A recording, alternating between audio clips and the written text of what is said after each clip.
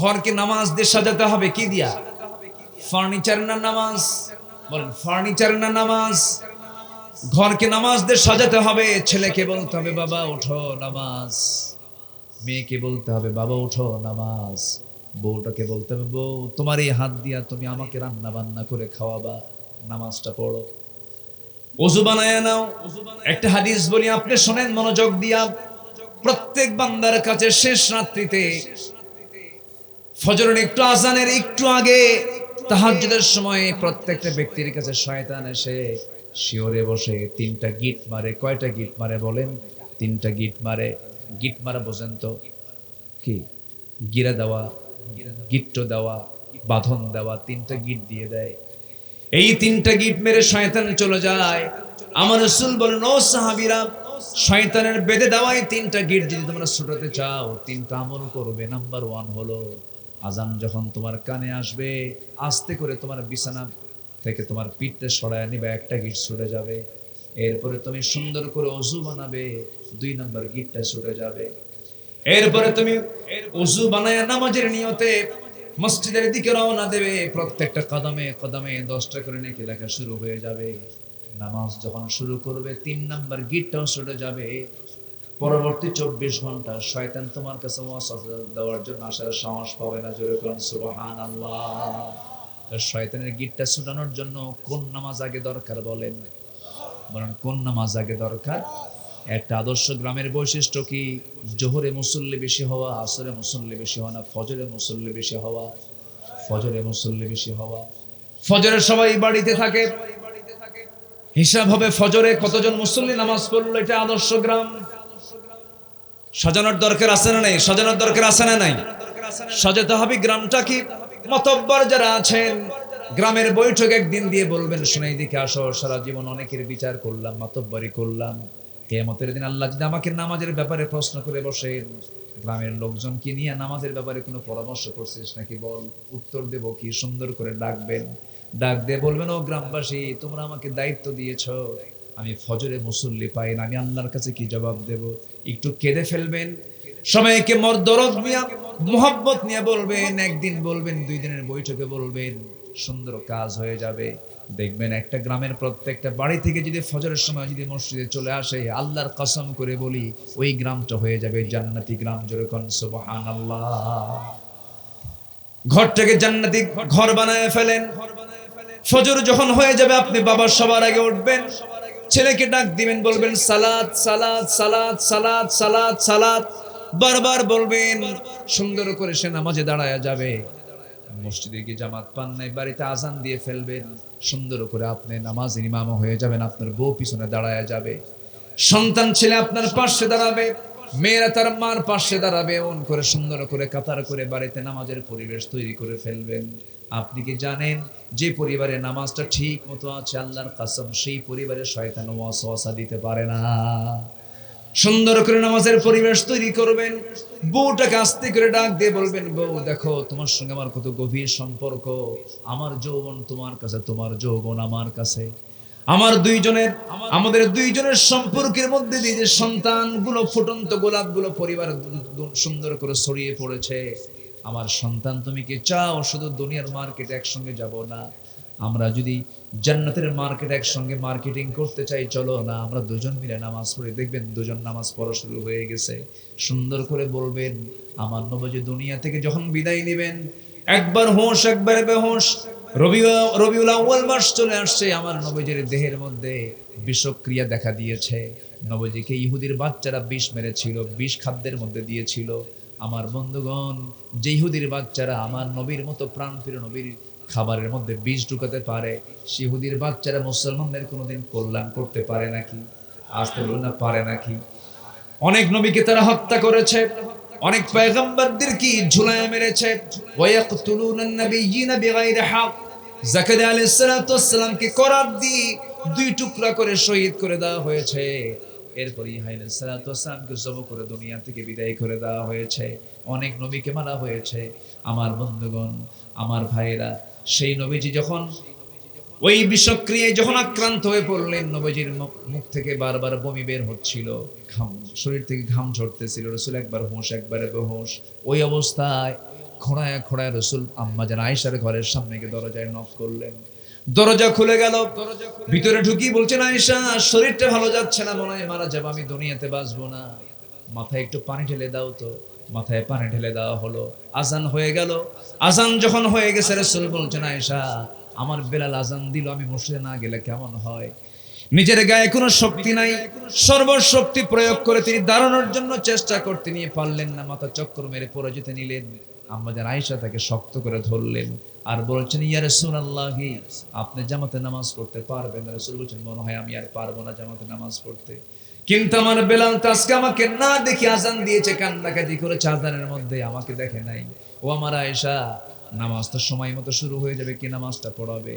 আমার পক্ষ থেকে জানান দিয়ে দাও আমার বন্ধু তোমার আব্বা আবু বকরের জন্য আমার মুসাল্লায় দাঁড়ায় নামাজের দায়িত্ব পালন করে নেয়।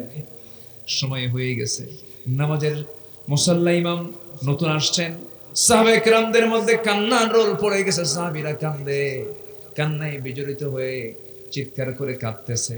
জানাজায় নামাজে সবাই হাজির হয়ে গেছে। আমার নবীজি বলছেন, আমার আয়েশা রে, আমার সাহাবীরা কান্দে কেন? আমাকে একটু ধরো তো। জানালার কাছে নিয়ে যাওয়া হলো।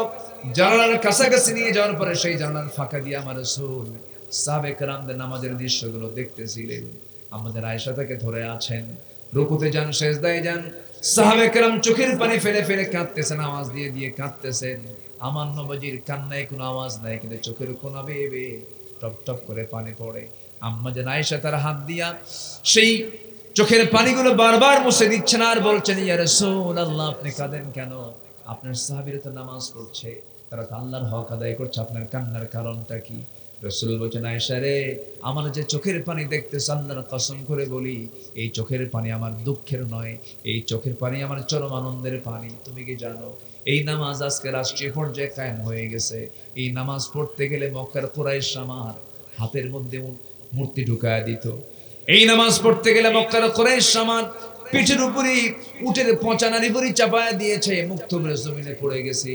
এই নামাজ কায়েমের সংগ্রাম করতে গিয়ে তায়েফের ময়দানে কাফেররা আমাকে চোকা চোকা পাথর দিয়ে রক্তাক্ত করেছে। দেখো এই যে ক্ষত বিক্ষতের চিহ্নগুলো আমি লালন করছি, দেখো দেখো আমার শরীরে কত কত জখমের চিহ্ন, কত ক্ষতের চিহ্ন। এই নামাজ কায়েমের সংগ্রাম করতে গিয়ে উহুদের প্রান্তরে কাফের মুশরিকরা আমার দাঁত ভেঙ্গে ফেলে দিয়েছে। দেখো দাঁত ভাঙ্গার দেহ নিয়া, দাঁত ভাঙ্গা মুখ নিয়ে দুনিয়া থেকে বিদায় নিতেছি। ওরে আয়েশা, এই নামাজ কায়েমের সংগ্রাম করতে গিয়া, ওই খন্দকের পরীক্ষা খনন করতে গিয়া কোমরটা হারায় ফেলছি, কোমরটা সোজা করতে পারি না।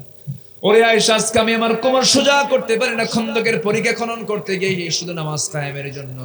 সেই নামাজ কায়েম আজকে রাষ্ট্রীয় পর্যায়ে বাস্তবায়ন হয়েছে। এই চরম আনন্দে আমার চোখের পানি বের করতে বাধ্য করেছে। আয়েশা, মনে হয় বাঁচবো না, আমাকে একটু সহায় দাও, মাথায় পানি ঢেলে দাও।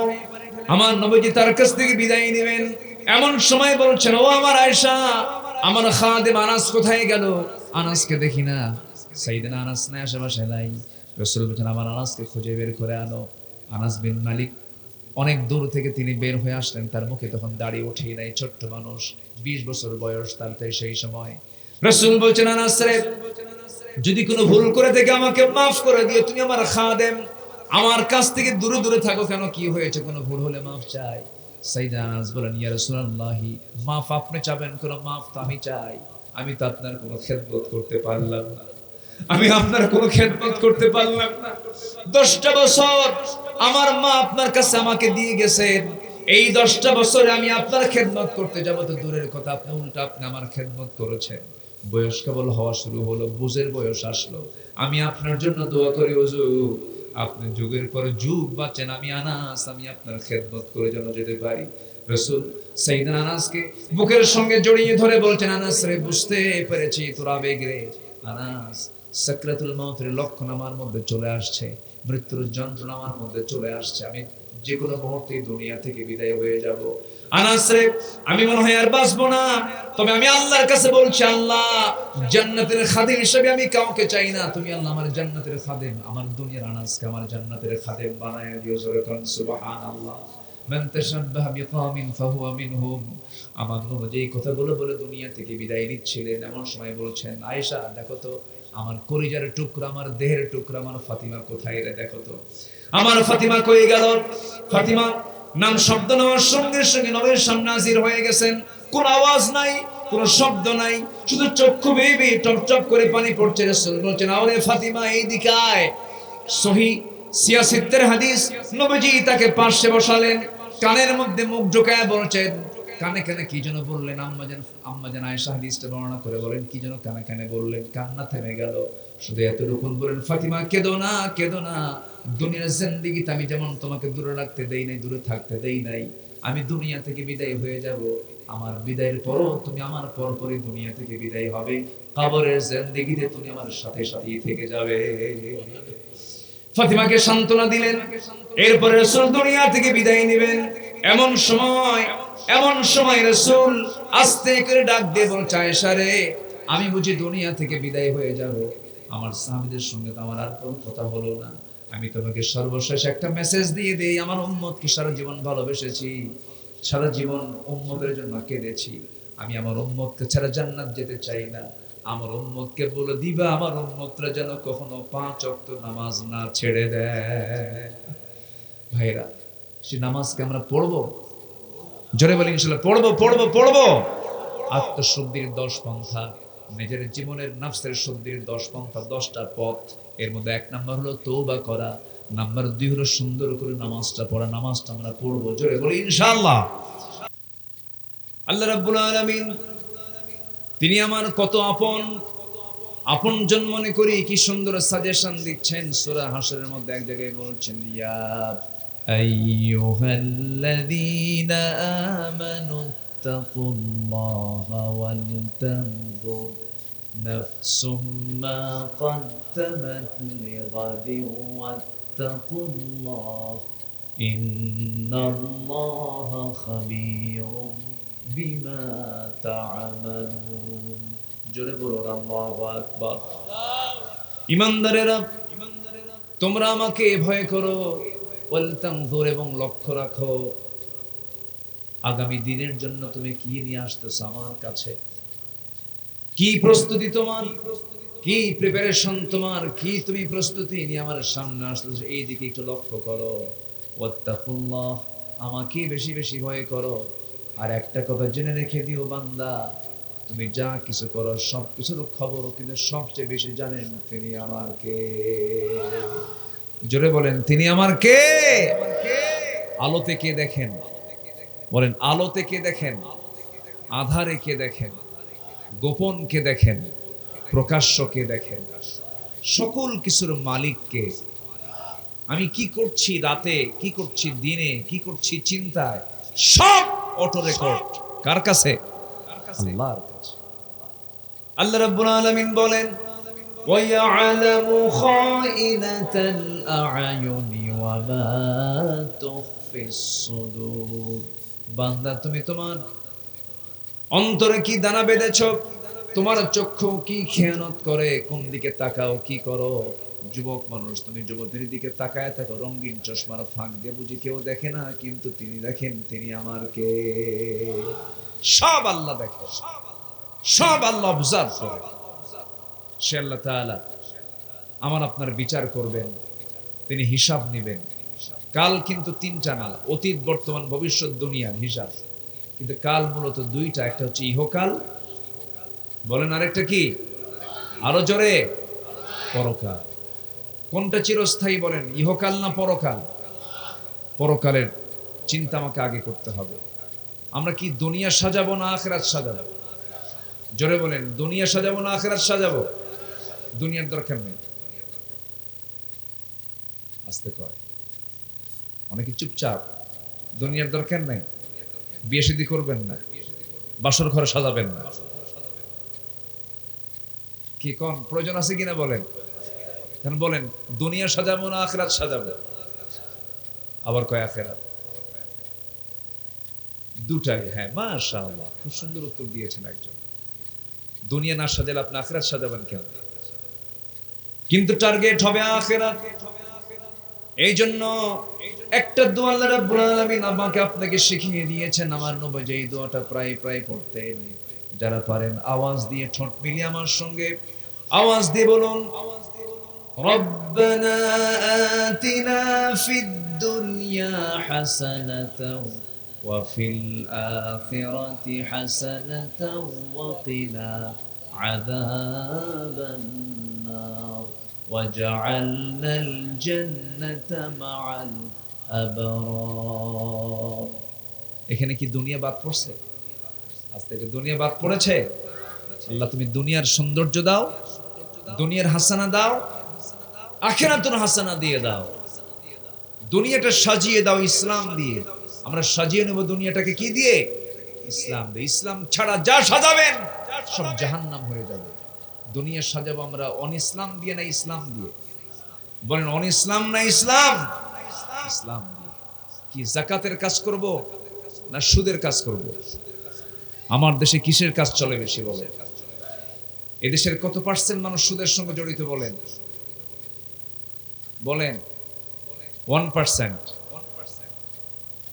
বলেন একটু বলেন, রাগ করতেছেন নাকি? এই মুহূর্তে যদি কেউ ওঠেন ভাববো ওই লোকটাই সুদ খায়। বসে থাকেন, বসেন সবাই, কেউ উঠবেন না। শোনেন, আমাদের দোয়াগুলো যায় কোথায়? আমরা এত দোয়া করি, কান্দি, দোয়া কবুল হয় না কেন? দোয়া কবুলের তো শর্ত আছে ভাই। 1 নম্বর শর্ত হলো সুদ ছাড়তে হবে। এ জাতি কি সুদ ছাড়ছে? বলেন সুদ ছাড়ছে? এদেশের অর্থনীতি কি সুদবিহীন না সুদ ভিত্তিক? বলেন বলেন, সুদবিহীন না সুদ ভিত্তিক?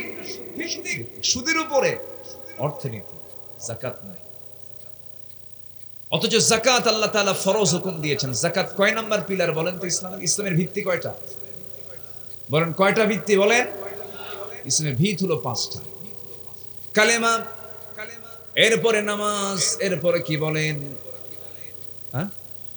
রোজা। হ্যাঁ, কালেমা, নামাজ, রোজা, হজ, যাকাত। এটা হলো বাংলার সিরিয়াল, কিন্তু আরবির সিরিয়াল হলো বুনিয়াল ইসলামু আলা খামসিন শাহাদাতি আল্লা ইলাহা ইল্লাল্লাহ ওয়া আন্না মুহাম্মাদান আবদুহু ওয়া রাসূলুহু। নাম্বার 2 ওয়া ইকামুস সালাহ ওয়া আতুজ যাকাত ওয়াল হজ ওয়া সাওম রমাদান। যাকাত হলো 3 নাম্বার। যাকাত কয় নাম্বার? ইসলামের বেনা কয়টা বলেন? 5টা। 3 নাম্বার বেনাটা কি বলেন? এই 5টা আঙ্গুলের মধ্যে সবচেয়ে বড় নখ কোনটা বলেন? বলেন বলেন, এই নখটা কি ছোট না সবচেয়ে বড়? বলেন সবচেয়ে ছোট না সবচেয়ে বড়? তাহলে এই 5টা আঙ্গুল আল্লাহ পাক বানিয়েছেন, সবচেয়ে বড় বানিয়েছেন। প্রথম 2টা, শেষ 2টা না মাঝখানেরটা? মাঝখানেরটা। আপনি বিল্ডিং বানাবেন, বিল্ডিং যখন বানাতে যাবেন, ধরেন 5 কলামের বিল্ডিং অথবা 6 কলামের বিল্ডিং, 6 কলাম, পাশে 2টা, আরেক পাশে 2টা, মাঝখানে 2টা। বলুন তো ইঞ্জিনিয়ার কোন কলামে রড বেশি দেয়? বলেন কোন কলামে? আল্লাহ হাত বানাতে কোন জায়গায় বেশি হাত দিয়েছেন? বলেন কয়টাতে? কোনটাতে? মাঝখানে। আল্লাহ বলছেন আমি যাকাত দিলাম 3 নাম্বার পিলার করে, সেটাকে বাংলায় সিরিয়ালি টেনে নিয়ে গেছি 5 নাম্বারে। কি ভিত ঠিক আছে?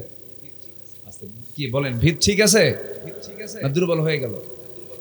দোয়া কবুল হবে কেমনে বলেন? দোয়া কবুল হবে না তো।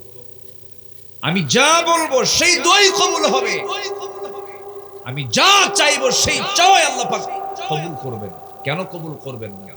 কিন্তু প্রশ্ন হলো, সমস্যা হলো, আমি যে চাইতে যাই, আমার মধ্যে আমি যে চাচ্ছি যে জিহবা দিয়া, আমি হাত তুলছি যে হাত দিয়ে, সেই হাতের ভিতরে থাকা যে রক্তটা, এটা আমার হালাল না হারাম, এই চিন্তা কি আমাদের সবার আছে? মনে হয় রাগ করতেছেন আপনারা? রাগ করতেছেন নাকি? রাগ করা যাবে না ভাই, একটু মনোযোগ দিয়ে কথাগুলো শুনবেন। আজকে আমি মানে জাস্ট এমন একটা পয়েন্ট নিয়ে আমি কথা বলতে চাচ্ছি। সংশুদ্ধতার আগে, সব পরিশুদ্ধির আগে আমার শুদ্ধ হতে হবে বাহিরেরটা না ভিতরেরটা? বাহিরেরটা না ভিতরেরটা? ভিতরেরটা। আমার ভিতরটা শুদ্ধ হবে কেমনে? আত্মশুদ্ধি হবে কেমনে? কোরআন এটার জন্য 10টা পন্থা জানিয়ে দিয়েছে। কয়টা পন্থা বলেন তো? 10টা পন্থা। আমি কিন্তু একটাও বলিনি, আমি একটা একটা করে বলবো। যদি ফজরও লাগে শুনতে হবে কিন্তু, কারো কোনো আপত্তি নাই তো? আমি ভয় দেখাচ্ছি কিন্তু, আমি এত দূর যাব না। একটু আমার দিকে তাকান, আত্মশুদ্ধির 10টা পন্থা কোরআন থেকে আমি যতটুকু পেরেছি স্টাডি করে ভাঙ্গাচোরা আমি বের করেছি। এর মধ্যে 1 নম্বর হলো সূরা তাহরিমের সে আয়াতের দিকে আমি যাচ্ছি। সূরা তাহরিমের 8 নম্বর আয়াত আল্লাহ রাব্বুল আলামিন ঈমানদারকে ডাক দিয়ে বলছেন, তোমরা যদি নিজের শুদ্ধতা নিয়ে আসতে চাও, নফসকে যদি ঠিক রাখতে চাও, 1 নম্বর কাজ হলো তোমরা তওবা করো। কার কাছে? আসতে বলুন, তওবা করো কার কাছে? আল্লাহর কাছে। তওবা মানে হলো নির্দিষ্ট কোনো দোয়া না। তওবা মানে নির্দিষ্ট দিনে নির্দিষ্ট রাতে গিয়ে চোখের পানি ফেলে কান্দার নাম কিন্তু তওবা না। তওবাটা হলো আমি চুরি করেছি আর জীবনে চুরি করব না, এটার নাম কি? তো আমি বিড়ি খাইছি জীবনে, বহু খাইছি, আর জীবনে খাবো না, এটার নাম কি?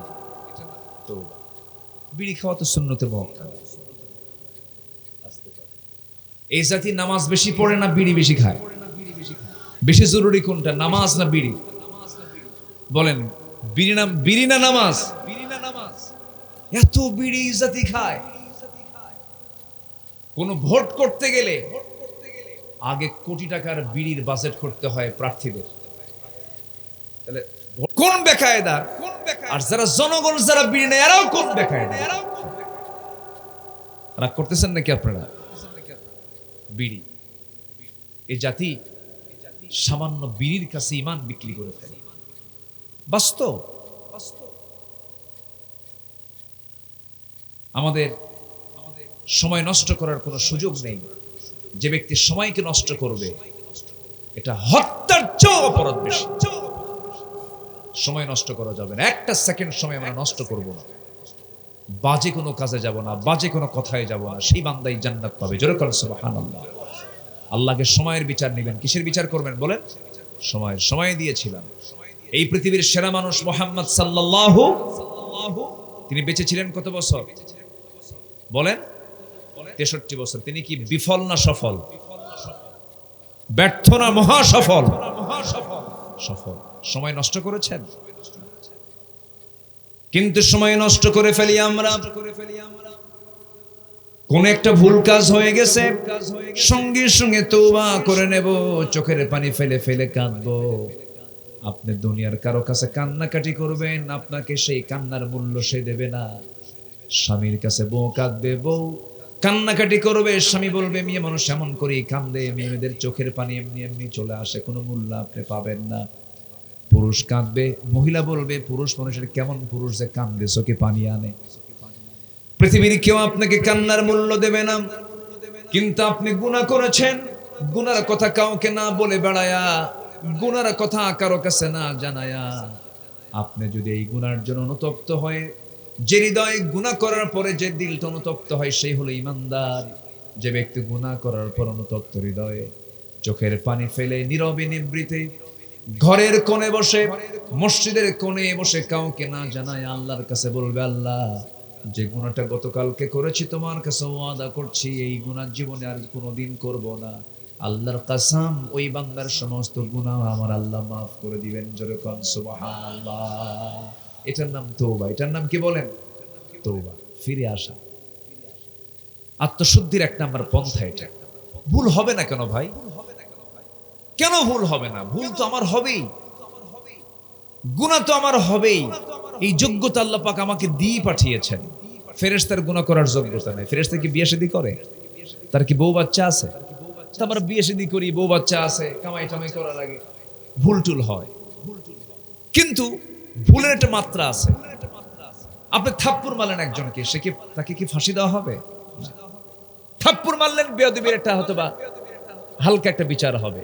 কিন্তু আপনি থাপ্পড় না দিয়ে গুলি করলেন, দুটোই দোষ। দুই দোষ কি একরকম?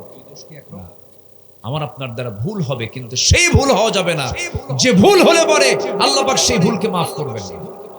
সেটা হলো কিছু কিছু কুফরি গুনাহ আছে, শিরকের গুনাহ আছে, বেদাতের গুনাহ আছে। এটা আমি একটু পরে বলবো। কোন কোন গুনাহগুলো আল্লাহ পাক মাফ করবেন না, আমাকে মনে করে দিবেন ভুলে গেলে পরে। আমি খুবই একটা আনন্দ পাচ্ছি, একটা বাতাস মনে হয় চালু হয়েছে না, চতুর্দিক থেকে একটা বাতাস মনে হয় ফিল হচ্ছে। একদম the gentle bridge is blowing, মানে খুব মৃদুমন্দ বাতাস আসতেছে। খুব গরম ছিল, বলি আলহামদুলিল্লাহ। আমাকে সময় দিচ্ছেন তো? নিজের ভিতরের আত্মশুদ্ধির 10 পন্থার মধ্যে 1 নম্বর পন্থা হলো তওবা করব কার কাছে? আসতে বলবেন, তওবা করব কার কাছে? আল্লাহর কাছে। আল্লাহ সবচেয়ে বেশি খুশি হন যখন বান্দা তওবা করে।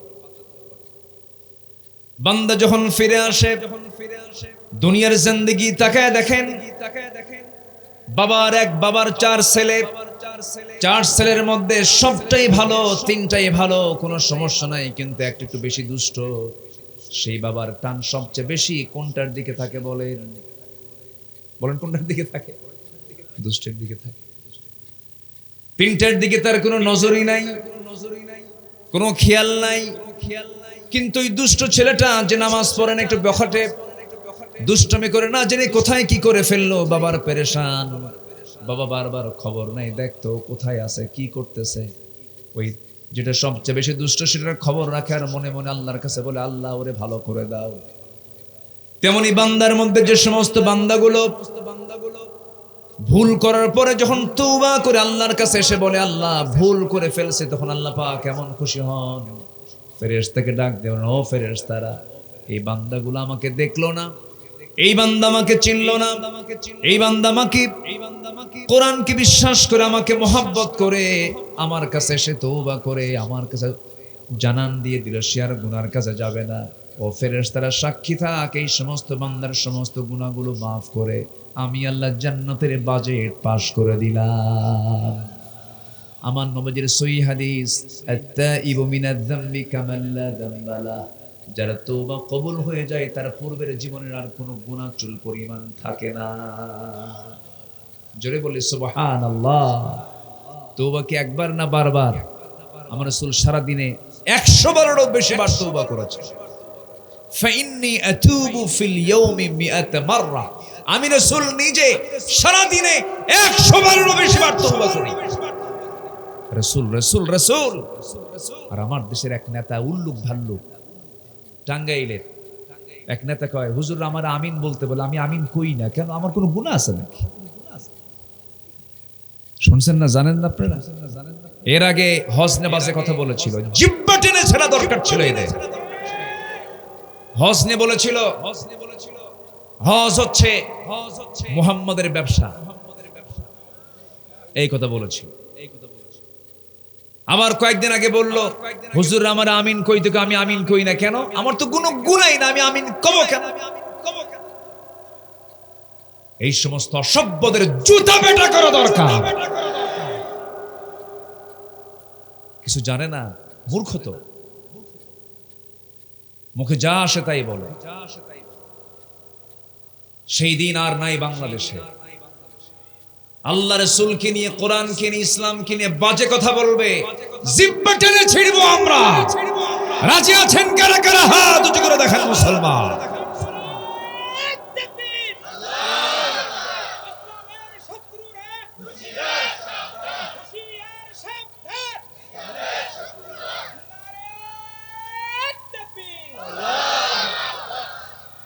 হাত নামান। রাগ করতেছেন নাকি? তওবা করব কার কাছে? মাফ করবেন কে? কে মাফ করবেন? আল্লাহ যদি মাফ করেন কারো কাছে কৈফিয়ত লাগবে? আল্লাহ আমাকে মাফ করে দেওয়ার ওয়াদাই করেছেন, তুমি তওবা করো আমি তোমাকে মাফ করে দেব। জোরে বলে সুবহানাল্লাহ। নামাজ না পড়ে তওবা করব? হ্যাঁ, নামাজ না পড়ে? এই জাতিতে নামাজই পড়ে না। মাত্র 5% মুসলমান নামাজ পড়ে, জানেন? শুক্রবারে জুমার নামাজে মসজিদ ভরা, সেই শুক্রবারের জুমার আগের ফজর নামাজে মুসল্লি নাই। ফজরের দাম নাই তো নাকি? ফজর নামাজ পড়া কি বলেন? আরো জোরে বলেন, কয় রাকাত? জুমার নামাজ পড়া কি কয় রাকাত? ওটা মনে বড়, এটা মনে ছোট নাকি? ফরজ ফরজ ফরজ ফরজ। বরং জুমার নামাজ মুসাফির থাকলে না পড়লেও হয়। জুমার নামাজ বেকায়দায় আছেন, মাজলুম, না পড়লেও হবে। জোহর মাফ নাই, ফজর মাফ নাই।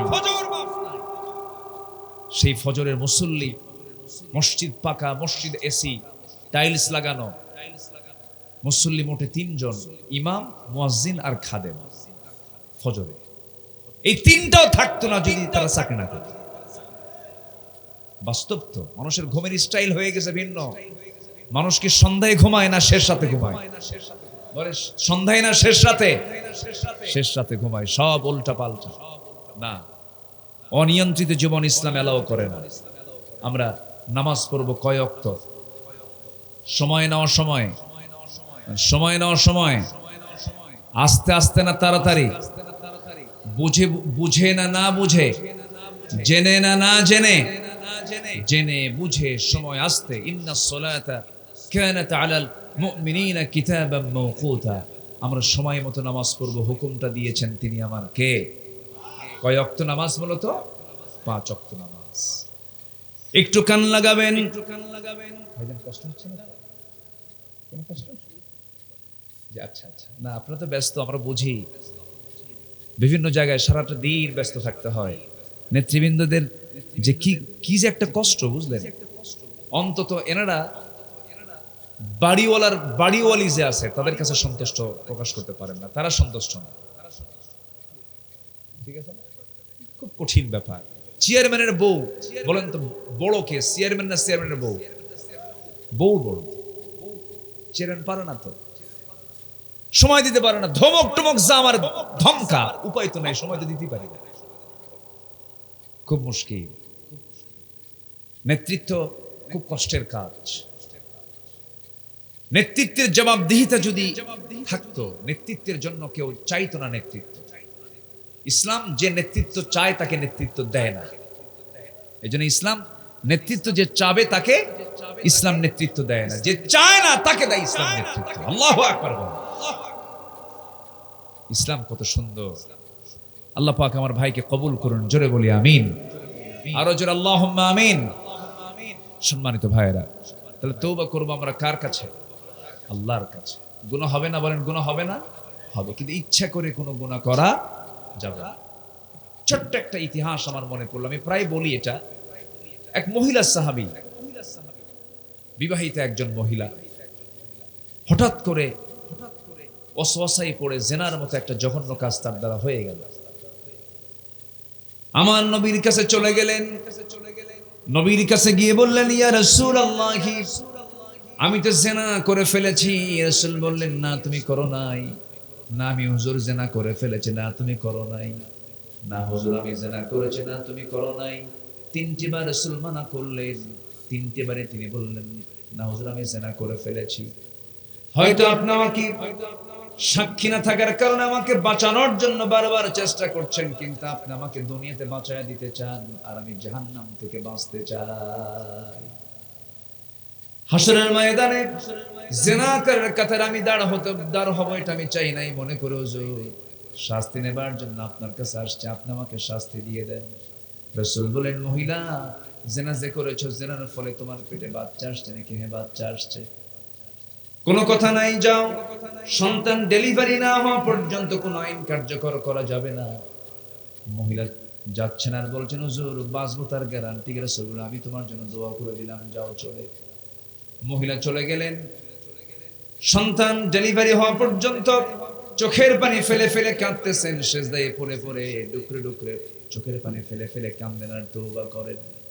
9টা মাস 10টা মাস পূরণ হয়ে গেল, সন্তান ডেলিভারি হয়ে গেল। 2 দিন না 3 দিন না 4 দিন না, মাত্র একটা দিন পর মহিলা সোজা গিয়ে নবীর সামনে হাজির হয়ে বলছে, ইয়া রাসূলুল্লাহ, সন্তান তো ডেলিভারি হয়ে গেছে, আপনি আমার উপর আইনটা কার্যকর করে দেন। আমার বন্ধুগণ, ওই মহিলা নবীর সামনে বিচার চাইলো, আবার বিচারের যে রায় যে কার্যকর করার জন্য নবীর সামনে আসলো। প্রশাসন লাগলো না, জেলখানাও লাগলো না। ওই বান্দি বিচারকের সামনে এসে সব কিছু আবদার করতেছে। দুনিয়ার ভয় না, আল্লাহর ভয়। কার ভয়? কার ভয়? কার ভয়? আমার নবীজি বললেন, মহিলা সন্তানটা জীবিত না মৃত? হুজুর সন্তান তো জীবিত রেখে এসেছি। রাসূল বললেন, হাওলাইনি কামিলাইনি, সন্তানকে তোমার অবশ্যই 2টা বছর দুধ পান করাতে হবে। সন্তানের হক রয়েছে তোমার স্তনে, যাও সন্তানকে সেবা করো, তাকে খাবার খাও। মহিলা বলছেন, হুজুর বাঁচবো তার গ্যারান্টি কি? রাসূল বলছেন, আমি তোমার জন্য দোয়া করে দিচ্ছি, তুমি চলে যাও। ভরাক্রান্ত হৃদয় নিয়ে দ্বিতীয়বারের মতো তিনি আবার চলে গেলেন। সন্তানকে 6টা মাস দুধের পাশাপাশি অন্য খাবারের অভ্যাস গড়ে তোলে ধীরে ধীরে বড় করে সন্তানটাকে টোটালি দুধ বন্ধ করে দিয়া, বুকের দুধ বন্ধ করে অন্য খাবারের উপযোগী করে সন্তানকে তিলে তিলে 6 মাসে বড় করে 6 মাসের মাথায় সন্তানকে কোলের মধ্যে করে নিয়া নবীর আদালতে চলে আসছে। রাসূলকে লক্ষ্য করে বলছেন, ইয়া রাসূলুল্লাহ, এই যে সন্তান দেখতে পাচ্ছেন, এই সন্তান আমার বুকের দুধ পান করে ছেড়ে দিয়েছে। সন্তানকে আমি অন্য খাবারের অভ্যাস গড়ে তুলেছি। আমি চাই না তৃতীয়বারের মতো আপনার কাছে শাস্তি পেতে এসেছে আর ফেরত যাই। আজকে আপনি আমার উপরে পুরো আইনটা কার্যকর করে দেন। আমার নবীজি হাত দুইটা আগায় দিলেন, সন্তানটা কোলের মধ্যে তুলে নিয়া সাহাবায়ে কেরামকে বলছেন, সাহাবীরা, এই যে সন্তান দেখতে পেতেছ আমার হাতে, এই সন্তানের লালন পালনের দায়িত্ব যে বান্দা গ্রহণ করবে, ফাহিয়া ফিল জান্নাতি কাহাতাইন, 2 নখের দূরত্বে জান্নাতের মধ্যে আমার সঙ্গে অবস্থান করবে। কয়েকজন সাহাবী দৌড় মেরে এসে সন্তানকে কোলের মধ্যে করে নিয়ে চলে গেল। আমার নবীজি বললেন, যাও এই মহিলাকে নিয়ে যাও, উন্মুক্ত মরু প্রান্তরে বুক পর্যন্ত পুঁতে রেখে ফারজুমুহুমা নাকালাম মিনাল্লাহ, পাথর মেরে শেষ করে দাও। ইসলামে জেনার শাস্তি আড়ালে না প্রকাশ্যে? বলেন আস্তে, বলেন আড়ালে না প্রকাশ্যে? প্রকাশ্যে। ধরেন নওগাঁর জন্য জওয়ান মাঠ, বগুড়ার 7 মাথা, রাজশাহী রংপুরের মডার্ন মোড়, ঢাকার জিপিও পল্টনের মোড়, গুলিস্তানের মোড়, এরকম করে করে যদি যারা জেনাকার, যারা ধর্ষক, এমন জাতীয় অপরাধী যারা আল্লাহর এই নির্দিষ্ট ফর্মুলা যদি ফলো করে যদি 2-1টা আইন যদি কার্যকর করা হয়, এমন দৃশ্য যদি যুবকদের চোখে ধরা পড়ে, যে আল্লাহর কসম পরের দিন থেকে সমস্ত জেনা ধর্ষণ বন্ধ হয়ে যাবে। আস্তে কোন কেন? আল্লাহই জানেন কোন আইনে কোন পন্থায় বান্দার কল্যাণ সবচেয়ে বেশি জানেন। তিনি কে? সূর্য বানিয়েছেন কে? সূর্যের উপকারিতা, সূর্যের যে কল্যাণ আমরা পাই, এটা সম্পূর্ণ অবদান কার? যে আল্লাহ সূর্য দিয়েছেন, সে আল্লাহ আইনগুলো দিয়েছেন। সে আইনের বিরুদ্ধে কথা বলার কিছু দুঃসাহস আমার দেশের কিছু কুলাঙ্গারদের মাঝে মাঝে লক্ষ্য করা যায়। বলে ফেলে এগুলো মধ্যযুগ আইন, এগুলো আইন চলতে পারে না, এগুলো বেহুদা কথা, বাজে কথা, ইমান বিরোধী কথা, ইমান বিধ্বংসী কথা। কোরআন ছিল, আছে, থাকবে। সম্মানিত ভাইরা, কোরআনের ভিতরে যে উত্তরাধিকার আইন যে আছে, বাপ মারা গেলে, মা মারা গেলে সন্তানরা যে সম্পদগুলো পায়, তার আত্মীয় স্বজনরা সম্পদগুলো পায়, মিরাস, অংশ বন্টন, গোটা পৃথিবীর কোন আইনে এমন মজবুত আইন নাই, কোথাও পাবেন না। আমেরিকাতে একটা আইন পাশ হলো, একটা ফ্যামিলির সবচেয়ে বড় দায়িত্বশীল তারা মনে করলো বড় ভাই, বাবার বড় সন্তান সবচেয়ে বেশি কষ্ট করে। ওরা বললো যে সব ভাই বোনের চাইতে বড় ভাইয়ের সম্পদের পরিমাণটা একটু বেশি হতে হবে। তারা আইনটা পাশ করলো এর উপরে ভিত্তি করে। পরের 10 বছর দেখা গেল ম্যাক্সিমাম ফ্যামিলিতে বড় ভাই মার্ডার। বড় ভাই কি? মার্ডার। পৃথিবীর মানুষের তৈরি করা আইন দিয়ে কোনোদিন শান্তি আসতে পারে না। শান্তি আসবে একমাত্র কার আইন দিয়া? আসতে বলবেন না, কার আইন দিয়া? আল্লাহর আইন দিয়া। আমার নবীজি সাহাবীকে অর্ডার দিয়ে দিলেন, চলে গেল। মহিলাকে কাপড় চোপড় পরায়া দিয়া, সতর ঢেকে দিয়া, বুক পর্যন্ত পুঁতে রেখে পাথর যখন মারা হলো, এমন সময় সাইয়েদনা আলী ওই মহিলাকে পাথর মারছিলেন। মহিলার শরীর থেকে ছিটকে এসে কিছু রক্ত তার হাতে লাগলো। ছিটকে এসে রক্ত লাগার সঙ্গে সঙ্গে নাসিকা কুঞ্চিত করলেন, নাক শিকায় তুললেন, মনে মনে চিন্তা করলেন, আহারে জেনাকারী নাপাক রক্ত আমার গায়ে এসে লাগলো। ঠিক একই কথা নবীর সামনে যখন পুনরাবৃত্তি করলেন, রাসূল বলছেন, ও আলী, তুমি কার রক্তকে নাপাক রক্ত বলো? তুমি কি জানো ওই সাহাবীর রক্ত দুনিয়াতে স্পর্শ করার পূর্বে আল্লাহ পাক তাকে জান্নাতের মেহমান বানায়া নিয়েছেন। ও আমার আলী, বেশি কিছু বলতে যেও না, যা বলেছো বলেছো। জানাজার আয়োজন করো। ওই মহিলার জানাজার দায়িত্ব আমি কাউকে দেব না, আমি রাসূল নিজে তার জানাজার দায়িত্ব গ্রহণ করলাম। জানাজার সময় চলে এলো, রাসূল জানাজা পড়ায় দিলেন।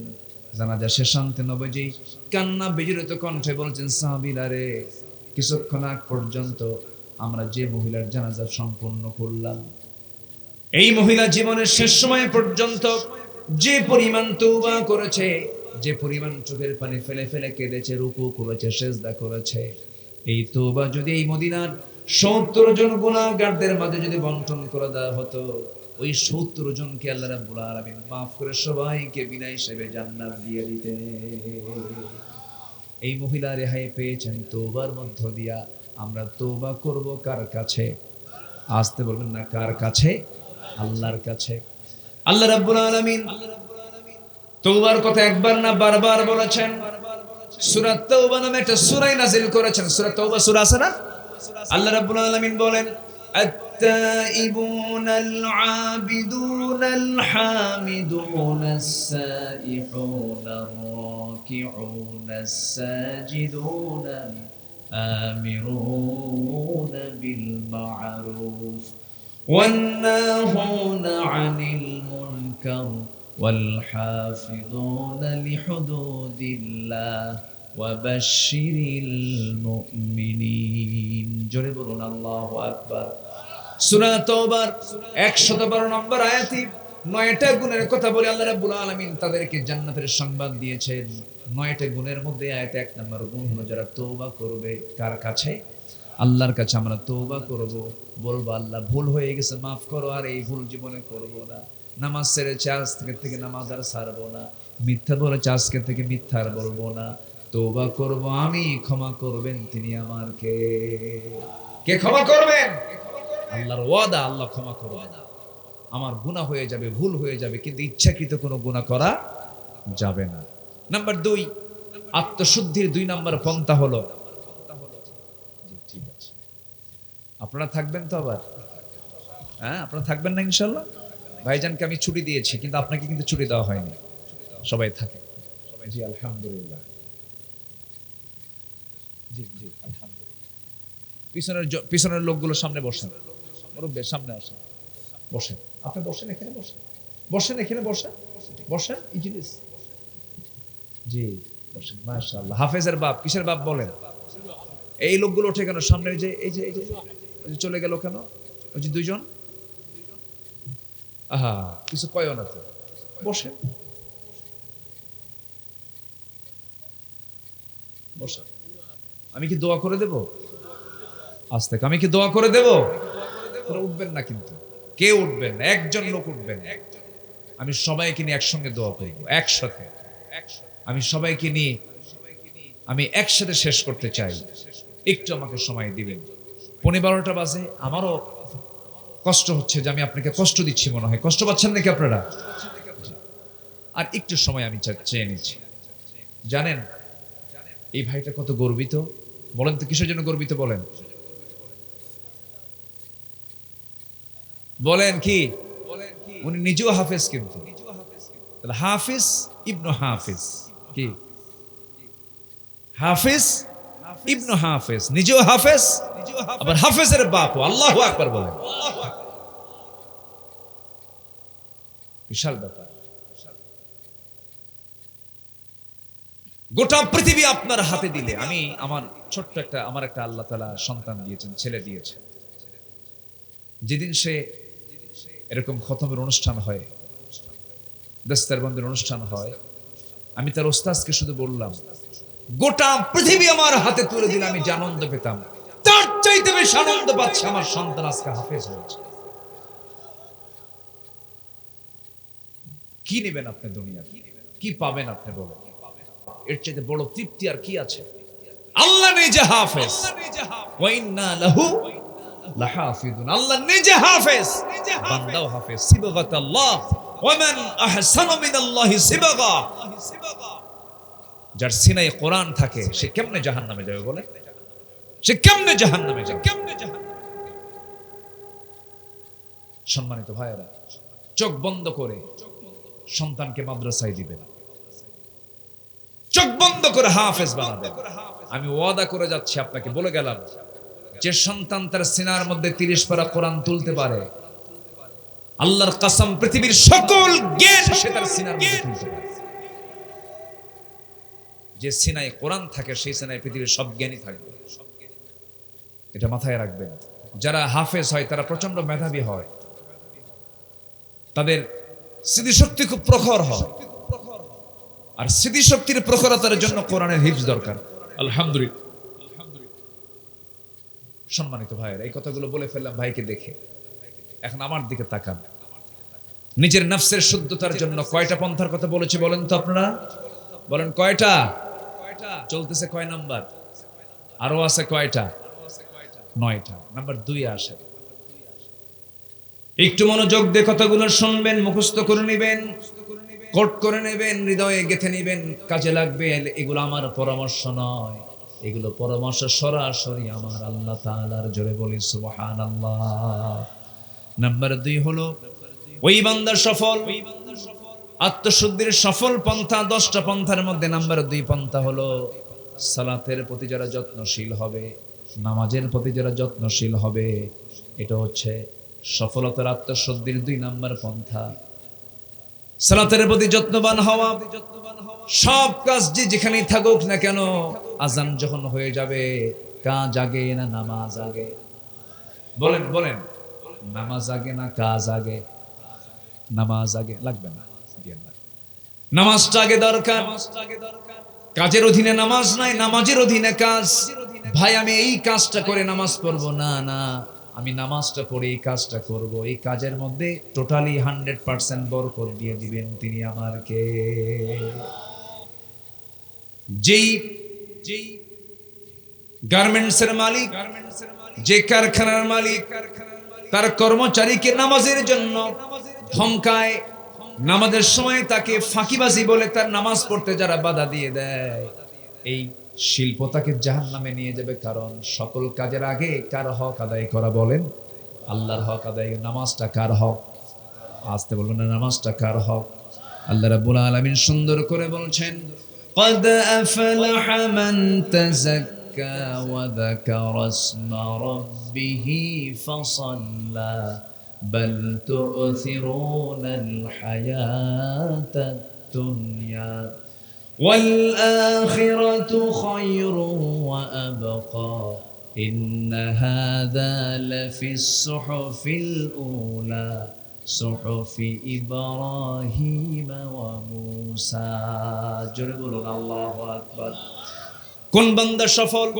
মান তাযাক্কা, যে ব্যক্তি আত্মশুদ্ধি করতে পেরেছে। কি দিয়া? আল্লাহ বলেছেন ওয়াযাকারা ইসমা রাব্বিহি ফাসাল্লা, যে ব্যক্তি আল্লাহর নামের জিকির করতে পেরেছে এবং নামাজটা আদায় করতে পেরেছে। আল্লাহর নাম আছে না নাই? বলেন আল্লাহর নামের জিকির করতে বলছেন তিনি কে? আসতে বলেন না, তিনি কে? বলুন সুবহানাল্লাহ। জোরে জোরে জোরে সুবহানাল্লাহ। আরো জোরে আলহামদুলিল্লাহ। লা ইলাহা ইল্লাল্লাহু আল্লাহু আকবার। আরো জোরে আল্লাহু আকবার। এই 4টা শব্দ হলো সবচেয়ে বড় জিকিরের শব্দ। সুবহানাল্লাহ, আলহামদুলিল্লাহ, লা ইলাহা ইল্লাল্লাহ, আল্লাহু আকবার। এই 4টা জিকিরের পরিভাষা শিখিয়েছেন মুহাম্মদ সাল্লাল্লাহু আলাইহি ওয়াসাল্লাম। নামাজ পড়তে রাজি আছেন তো সবাই? কয় ওয়াক্ত নামাজ? আরো জোরে, আরো জোরে। আমার নবী যে সবচেয়ে রাগ করতেন কি না আদায় করলে? বলেন। এবং আল্লাহ সবচেয়ে বেশি রাগ করেন কোন কাজ না করলে? নামাজ না করলে। এবং যদি প্রশ্ন করেন হুজুর আপনি কোরআন কি সামনে রেখে বলুন, কোন অপরাধের শাস্তি সবচাইতে বেশি? কোরআন কি বলে দিয়েছে? আপনি যদি প্রশ্ন করেন কোরআন বলো তো কোন কাজটার শাস্তি সবচাইতে বেশি বলে দিয়েছে কোরআন?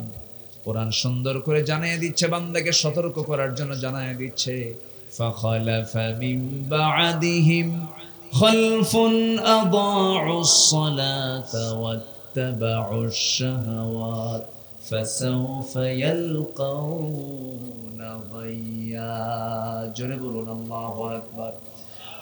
ما سلككم في سقر قالوا لم نك من المصلين ولم نك نطعم المسكين وكنا نخوض مع الخائضين وكنا نكذب بيوم الدين حتى أتانا اليقين জোরে বলুন আল্লাহু আকবার। কোরআন তুমি বলে দাও সবচেয়ে কঠিন শাস্তি কোন অপরাধের? কোরআন বলে দিচ্ছে যে ব্যক্তি নামাজকে নষ্ট করবে, নফসের দাসত্ব করবে, মন যা চাই তাই করবে, মন চায় মানুষের বাড়িতে আগুন ধরায়া দেই, মন চায় মানুষের জমি দখল করি, মানুষের পুকুর দখল করি, মন চায় ওই লোকটার বিরুদ্ধে মামলা দিয়ে তাকে জেল খাটাই, ওর বিরুদ্ধে তোকমা লাগায় দেই, এরকম ধরনের লোক বুঝি নওগাঁতে নাই? আসতে বলবেন না আছে না নাই? আল্লাহ পাক বলছেন যারা নফসের তাবেদারি করবে আর নামাজকে যারা নষ্ট করবে আমি আল্লাহ শুধু জাহান্নাম দেব না, জাহান্নামের গাই নামক গর্তের মধ্যে, গাই ফাসাউফা ইয়ালকাউনা গাইয়া, গাই এমন একটা গর্তের নাম যে গর্তের নাম শুনলে জাহান্নাম পর্যন্ত সেই গাই গর্তকে ভয় পায়। সেই গর্তের মধ্যে আল্লাহ পাক ঢুকাবে নামাজ না পড়লে। সবাই কি নামাজ পড়তে রাজি আছেন? একটা বিষয় যে হাত তোলেন দেখি, জোরে বলি ইয়া আল্লাহ, আরো জোরে ইয়া আল্লাহ। আমাদেরকে 5 ওয়াক্ত সালাত আদায় করার তৌফিক তুমি আল্লাহ দিয়া দাও। জোরে বলি আমিন, আরো জোরে আমিন। যে নেতা নামাজ না পড়বে ওই নেতার নেতৃত্ব মানা যাবে না। যে দলে নামাজ নাই সেই দলের নেতৃত্ব মানার কোনো দরকার। যে জনসভায় গেলে পরে ফজর, যে জনসভায় গেলে পরে জোহর কাজা হয়, আসর কাজা হয়, মাগরিব কাজা হয়, যে দলের দলীয় জনসভায় নামাজের কার্যসূচি নাই সেই দল করা হারাম, সেই নেতৃত্ব মানা যাবে না মুসলমানের। ঠিক কি না? মানা যাবে না, মানবো না। নেতা মানতে গিয়ে আমাদেরকে হিসাব করে মানতে হবে, কারণ হাসরের দিন আল্লাহ তাআলা ব্যক্তি একজনকে তুলবেন না, ব্যক্তিকে তার নেতা সহ তুলবেন। ইয়াওমা নাদউ কুল্লা উনাসিম বিইমামিহিম, কিয়ামতের দিন আমি আল্লাহ প্রত্যেক ব্যক্তিকে তার নেতা সহ ডাকবো। যদি আপনার নেতা যদি গাঁজা খায়, গাঁজা করে শুরু করতে হবে। যদি চান্দাবাজ হয়, চান্দাবাজ নেতার সঙ্গে আপনাকে উঠতে হবে। তাহলে বলেন নেতা নির্বাচন করতে গেলে আমাদের চিন্তা করার দরকার আছে না নাই? নেতা খারাপ হলে আমার জন্য হাসরের দিন বিপদ না নিরাপদ? বলেন বিপদ না নিরাপদ? মহা বিপদ হয়ে যাবে। আমরা এগুলোকে খেয়াল করার চেষ্টা করব। জোরে বলি ইনশাআল্লাহ, আরো জোরে বলি ইনশাআল্লাহ। সম্মানিত ভাইয়েরা, সম্মানিত বন্ধুগণ, নামাজের ব্যাপারে আমরা যত্নশীল হব। আমার নবীজির লাস্ট মেসেজ, পৃথিবী থেকে যখন তিনি বিদায় নেন, বিদায় লগ্নে কিন্তু মানুষ পরিবারের কথা বলে, নিজের কথা বলে, সন্তানদের কথা বলে। আমার নবীজি বিদায়ের শেষ ভাষণ, বিদায়ের যে শেষ সেন্টেন্স, শেষ যে কথা, তা কি ছিল বলেন? আরো জন তা কি ছিল বলেন? বউ যদি নামাজ না পড়ে কি করবেন বলেন? বুঝাও কাম হয় না, কি করবেন? দেখছেন একজনকে পিটাতে হবে না, কি জানি এত অ্যাকশনে গেলে কি কাম হয়? হ্যাঁ, ওয়াহজুরুহুন্না ফিল মাদাজি'i, কত কথা আসছে, কত সিস্টেম আসছে, কত পদ্ধতি আসছে। কয় হুজুর নামাজ না পড়লে পিটাবো, এটা উত্তর হলো? বলেন তো, বউ কি পিটানোর জিনিস না আদরের জিনিস? বলেন এই আস্তে কন কেন? বউ কি পিটানোর জিনিস না মোহাব্বতের জিনিস? একটু জোরে কোন মায়েরা শুনুন, কি পিটানোর না মোহাব্বতের? দেখেন বাচ্চারাও কয় মোহাব্বতের, তুমি ওর মোহাব্বতের বুঝবে। মাশাআল্লাহ, ওরা মোহাব্বত করতে শিখবে ইনশাআল্লাহ। জোরে বলি ইনশাআল্লাহ। সুন্দর করে বুঝাতে হবে। আমার বন্ধুগণ, ঘরকে নামাজ দিয়ে সাজাতে হবে কি দিয়া? ফার্নিচার না নামাজ? বলেন ফার্নিচার না নামাজ? ঘরকে নামাজ দিয়ে সাজাতে হবে। ছেলেকে বলতে হবে বাবা ওঠো নামাজ, মেয়েকে বলতে হবে বাবা ওঠো নামাজ, বউটাকে বলতে হবে বউ তোমার এই হাত দিয়া তুমি আমাকে রান্না বান্না করে খাওয়াবা, নামাজটা পড়ো। ওযু বানায়া নাও। একটা হাদিস বলি, আপনি শুনেন মনোযোগ দিয়া। প্রত্যেক বান্দার কাছে শেষ রাত্রিতে ফজরের একটু আজানের একটু আগে তাহাজ্জুদের সময় প্রত্যেকটা ব্যক্তির কাছে শয়তান এসে শিওরে বসে 3টা গিট মারে। কয়টা গিট মারে বলেন? 3টা গিট মারে। গিট মারা বোঝেন তো? কি গিরা দেওয়া, গিট্টো দেওয়া, বাঁধন দেওয়া, 3টা গিট দিয়ে দেয়। এই 3টা গিট মেরে শয়তান চলে যায়। আমার রাসূল বলেন, ও সাহাবীরা, শয়তানের বেঁধে দেওয়াই 3টা গিট যদি তোমরা ছুটাতে চাও, 3টা আমল করবে। নাম্বার 1 হলো আজান যখন তোমার কানে আসবে, আস্তে করে তোমার বিছানা থেকে তোমার পিঠটা সরায় নিবে, একটা গিট ছুটে যাবে। এরপরে তুমি সুন্দর করে ওযু বানাবে, 2 নাম্বার গিটটা ছুটে যাবে। এরপরে তুমি ওযু বানায় নামাজের নিয়তে মসজিদের দিকে রওনা দেবে। প্রত্যেকটা কদমে কদমে 10টা করে নেকি লেখা শুরু হয়ে যাবে। নামাজ যখন শুরু করবে, 3 নাম্বার গিটটাও ছুটে যাবে। পরবর্তী 24 ঘন্টা শয়তান তোমার কাছে ওয়াসওয়াসা দেওয়ার জন্য আসার সাহস পাবে না। জোরে বলুন সুবহানাল্লাহ। তো শয়তানের গিটটা ছুটানোর জন্য কোন নামাজ আগে দরকার বলেন? বলেন কোন নামাজ আগে দরকার? একটা আদর্শ গ্রামের বৈশিষ্ট্য কি? জোহরে মুসল্লি বেশি হওয়া, আসরে মুসল্লি বেশি হওয়া না ফজরে মুসল্লি বেশি হওয়া? ফজরে মুসল্লি বেশি হওয়া। ফজরে সবাই বাড়িতে থাকে, হিসাব হবে ফজরে কতজন মুসল্লি নামাজ পড়লো। এটা আদর্শ গ্রাম। সাজানোর দরকার আছে না নাই? সাজানোর দরকার আছে না নাই?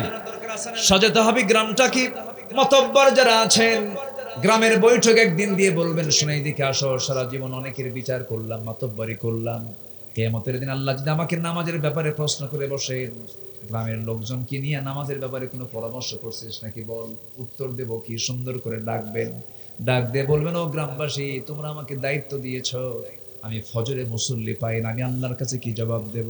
একটু কেঁদে ফেলবেন, সবাইকে দরদ নিয়ে মোহাব্বত নিয়ে বলবেন, একদিন বলবেন, 2 দিনের বৈঠকে বলবেন, সুন্দর কাজ হয়ে যাবে।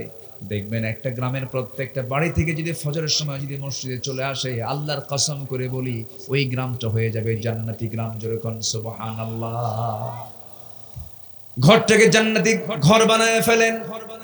ফজর যখন হয়ে যাবে, আপনি বাবা সবার আগে উঠবেন, ছেলেকে ডাক দিবেন, বলবেন সালাত সালাত সালাত সালাত সালাত সালাত, বারবার বলবেন। সুন্দর করে সে নামাজে দাঁড়ায় যাবে। মসজিদে গিয়ে জামাত পান নাই, বাড়িতে আজান দিয়ে ফেলবেন, সুন্দর করে আপনি নামাজের ইমাম হয়ে যাবেন। আপনার বউ পিছনে দাঁড়ায় যাবে, সন্তান ছেলে আপনার পাশে দাঁড়াবে, মেয়েরা তার মার পাশে দাঁড়াবে। এমন করে সুন্দর করে কাতার করে বাড়িতে নামাজের পরিবেশ তৈরি করে ফেলবেন। আপনি কি জানেন, যে পরিবারে নামাজটা ঠিক মতো আছে, আল্লাহর কসম, সেই পরিবারে শয়তান ওয়াসওয়াসা দিতে পারে না। সুন্দর করে নামাজের পরিবেশ তৈরি করবেন। বউটাকে আস্তে করে ডাক দিয়ে বলবেন, বউ দেখো, তোমার সঙ্গে আমার কত গভীর সম্পর্ক, আমার যৌবন তোমার কাছে, তোমার যৌবন আমার কাছে। আমাদের দুইজনের সম্পর্কের মধ্যে দিয়ে যে সন্তানগুলো, ফুটন্ত গোলাপগুলো পরিবার সুন্দর করে ছড়িয়ে পড়েছে, আমার সন্তান তুমি কি চাও শুধু দুনিয়ার মার্কেটে একসঙ্গে যাব না, আমরা যদি জান্নাতের মার্কেট একসঙ্গে মার্কেটিং করতে চাই, চলো না আমরা দুজন মিলে নামাজ পড়ি। দেখবেন দুজন নামাজ পড়া শুরু হয়ে গেছে। সুন্দর করে বলবেন, আমার নবী দুনিয়া থেকে যখন বিদায় নেবেন, একবার হোশ একবার বেহোশ, রবিউল আউয়াল মাস চলে আসছে, আমার নবীজির দেহের মধ্যে বিষক্রিয়া দেখা দিয়েছে। নবীজিকে ইহুদির বাচ্চারা বিষ মেরেছিল, বিষ খাদ্যের মধ্যে দিয়েছিল। আমার বন্ধুগণ, যে ইহুদির বাচ্চারা আমার নবীর মতো প্রাণপ্রিয় নবীর খাবারের মধ্যে বিষ ঢুকাতে পারে, ইহুদির বাচ্চারা মুসলমানদের কোনোদিন কল্যাণ করতে পারে নাকি? আসতে বলুন না, পারে নাকি? অনেক নবীকে তারা হত্যা করেছে, অনেক পয়গম্বরদের কি ঝুলায় মেরেছে। ওয়ায়াকতুলুনান নাবিয়্যিনা বিগাইরি হক। জাকারিয়া আলাইহিস সালাতু ওয়াস সালামকে করাত দিয়ে 2 টুকরা করে শহীদ করে দেওয়া হয়েছে। এরপর ইহা আলাইহিস সালাতু ওয়াস সালামকে জব করে দুনিয়া থেকে বিদায় করে দেওয়া হয়েছে। অনেক নবীকে মারা হয়েছে। আমার বন্ধুগণ, আমার ভাইরা, সেই নবীজি যখন ওই বিষক্রিয়ায় যখন আক্রান্ত হয়ে পড়লেন, নবীজির মুখ থেকে বারবার বমি বের হচ্ছিল, শরীর থেকে ঘাম ঝরতেছিল, রাসূল একবার হোশ একবার বেহুশ। ওই অবস্থায় খোঁড়ায় খোঁড়ায় রাসূল আম্মা জান আয়েশার ঘরের সামনে গিয়ে দরজায় নক করলেন। দরজা খুলে গেল, ভিতরে ঢুকি বলছেন, আয়েশা শরীরটা ভালো যাচ্ছে না, মনে হয় মারা যাবো, আমি দুনিয়াতে বাঁচবো না, মাথায় একটু পানি ঢেলে দাও তো। মাথায় পানি ঢেলে দেওয়া হলো। আজান হয়ে গেল। আজান যখন হয়ে গেছে, রাসূল বলছেন, আয়েশা আমার বেলাল আজান দিল, আমি মসজিদে না গেলে কেমন হয়? নিজের গায়ে কোনো শক্তি নাই, সর্বশক্তি প্রয়োগ করে তিনি দাঁড়ানোর জন্য চেষ্টা করতে নিয়ে পারলেন না, মাথা চক্কর মেরে পড়ে যেতে নিলেন। আম্মাজান আয়েশা তাকে শক্ত করে ধরলেন আর বলছেন, ইয়া রাসূলুল্লাহ, আপনি জামাতে নামাজ পড়তে পারবেন? রাসূল বলছেন, মনে হয় আমি আর পারবো না জামাতে নামাজ পড়তে। কিন্তু আমার বেলাল তো আজকে আমাকে না দেখে আজান দিয়েছে, কান্নাকাটি করেছে আজানের মধ্যে, আমাকে দেখে নাই। ও আমার আয়েশা, নামাজ তো সময় মতো শুরু হয়ে যাবে, কি নামাজটা পড়াবে? আমার পক্ষ থেকে জানান দিয়ে দাও আমার বন্ধু তোমার আব্বা আবু বকর যেন আমার মুসাল্লায় দাঁড়ায় নামাজের দায়িত্ব পালন করে নেয়। সময় হয়ে গেছে নামাজের। মুসাল্লা ইমাম নতুন আসছেন, সাহাবায়ে কেরামদের মধ্যে কান্নার রোল পড়ে গেছে। সাহাবীরা কান্দে, কান্নায় বিজড়িত হয়ে চিৎকার করে কাঁদতেছে। জানাজায় নামাজে সবাই হাজির হয়ে গেছে। আমার নবীজি বলছেন, আমার আয়েশা রে, আমার সাহাবীরা কান্দে কেন? আমাকে একটু ধরো তো। জানালার কাছে নিয়ে যাওয়া হলো। জানালার কাছাকাছি নিয়ে যাওয়ার পরে সেই জানালার ফাঁকা দিয়ে আমার রাসূল সাহাবায়ে কেরামদের নামাজের দৃশ্যগুলো দেখতেছিলেন। আমাদের আয়েশা তাকে ধরে আছেন, রুকুতে যান, সেজদায় যান। সাহাবায়ে কেরাম চোখের পানি ফেলে ফেলে কাঁদতেছেন, আওয়াজ দিয়ে দিয়ে কাঁদতেছেন। আমার নবীজির কান্নায় কোনো আওয়াজ নাই, কিন্তু চোখের কোনা বেয়ে বেয়ে টপ টপ করে পানি পড়ে। আম্মা জান আয়েশা তার হাত দিয়া সেই চোখের পানিগুলো বারবার মুছে দিচ্ছেন আর বলছেন, ইয়া রাসূলুল্লাহ, আপনি কাঁদেন কেন? আপনার সাহাবীরা তো নামাজ পড়ছে, তারা তো আল্লাহর হক আদায় করছে, আপনার কান্নার কারণটা কি? রাসূল বলেন, আয়েশা রে, আমার যে চোখের পানি দেখতেছ, আল্লাহর কসম করে বলি, এই চোখের পানি আমার দুঃখের নয়, এই চোখের পানি আমার চরম আনন্দের পানি। তুমি কি জানো এই নামাজ আজকে রাষ্ট্রীয় পর্যায়ে কায়েম হয়ে গেছে? এই নামাজ পড়তে গেলে মক্কার কুরাইশ আমার হাতের মধ্যে মূর্তি ঢুকায় দিত। এই নামাজ পড়তে গেলে মক্কার কুরাইশ আমার পিঠের উপরে উটের পচা নারী বুড়ি চাপায়া দিয়েছে, মুক্ত জমিনে পড়ে গেছি। এই নামাজ কায়েমের সংগ্রাম করতে গিয়ে তায়েফের ময়দানে কাফেররা আমাকে চোকা চোকা পাথর দিয়ে রক্তাক্ত করেছে। দেখো এই যে ক্ষত বিক্ষতের চিহ্নগুলো আমি লালন করছি, দেখো দেখো আমার শরীরে কত কত জখমের চিহ্ন, কত ক্ষতের চিহ্ন। এই নামাজ কায়েমের সংগ্রাম করতে গিয়ে উহুদের প্রান্তরে কাফের মুশরিকরা আমার দাঁত ভেঙ্গে ফেলে দিয়েছে। দেখো দাঁত ভাঙ্গার দেহ নিয়া, দাঁত ভাঙ্গা মুখ নিয়ে দুনিয়া থেকে বিদায় নিতেছি। ওরে আয়েশা, এই নামাজ কায়েমের সংগ্রাম করতে গিয়া, ওই খন্দকের পরিখা খনন করতে গিয়া কোমরটা হারায় ফেলছি, কোমরটা সোজা করতে পারি না। ওরে আয়েশা, আজকে আমি আমার কোমর সোজা করতে পারি না খন্দকের পরিখা খনন করতে গিয়ে, এই শুধু নামাজ কায়েমের জন্য। সেই নামাজ কায়েম আজকে রাষ্ট্রীয় পর্যায়ে বাস্তবায়ন হয়েছে। এই চরম আনন্দে আমার চোখের পানি বের করতে বাধ্য করেছে। আয়েশা, মনে হয় বাঁচব না, আমাকে একটু সহায় দাও, মাথায় পানি ঢেলে দাও। আমার নবীজি তার কাছ থেকে বিদায় নেবেন, এমন সময় বলছেন, ও আমার আয়েশা, আমার খাদেম আনাস কোথায় গেল? আনাসকে দেখি না। সাইয়েদনা আনাস না আশেপাশে নাই। রাসূল বলেন, আমার আনাসকে খুঁজে বের করে আনো।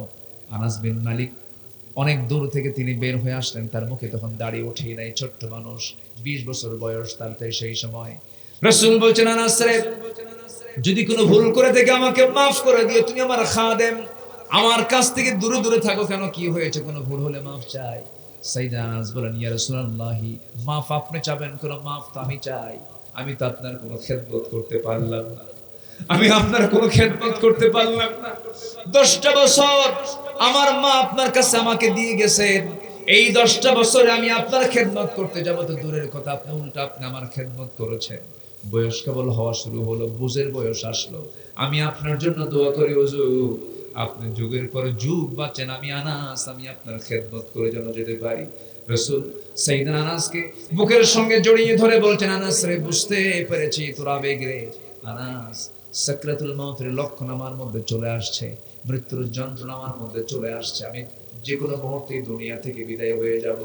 আনাস রে, আমি মনে হয় আর বাঁচবো না, তবে আমি আল্লাহর কাছে বলছি, আল্লাহ, জান্নাতের খাদেম হিসেবে আমি কাউকে চাই না, তুমি আল্লাহ আমার জান্নাতের খাদেম, আমার দুনিয়ার আনাসকে আমার জান্নাতের খাদেম বানায় দিও। জোরে কোন সুবহানাল্লাহ। মান তাশাব্বাহা বিকওমিন ফাহুয়া মিনহুম। আমার নবী এই কথাগুলো বলে দুনিয়া থেকে বিদায় নিচ্ছিলেন, এমন সময় বলছেন, আয়েশা, দেখো তো আমার কলিজার টুকরা, আমার দেহের টুকরা, আমার ফাতিমা কোথায় রে? দেখো তো আমার ফাতিমা কই গেল? ফাতিমা নাম শব্দ নেওয়ার সঙ্গে সঙ্গে নবীর সামনে হাজির হয়ে গেছেন। কোন আওয়াজ নাই, কোন শব্দ নাই, শুধু চক্ষু বেয়ে বেয়ে টপ টপ করে পানি পড়ছে। রাসূল বলছেন, আরে ফাতিমা, এই দিকে আয়।